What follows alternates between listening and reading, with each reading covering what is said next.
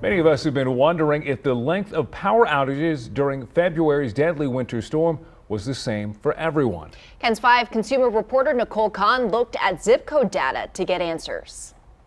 Many of us feel as if our power was out the longest. KENS 5 wanted to see if certain parts of the city got hit harder than others. The investigative team requested data about each zip code that experienced an outage during the winter storm and created this graphic to see if the outages were evenly spread out. And as you can see from this view of the city, every area got hit with outages, but it was the northwest side of the city that had the longest and most outages. KENS 5 confirmed these findings with CPS Energy. The power provider says there's a reason the outages were so concentrated.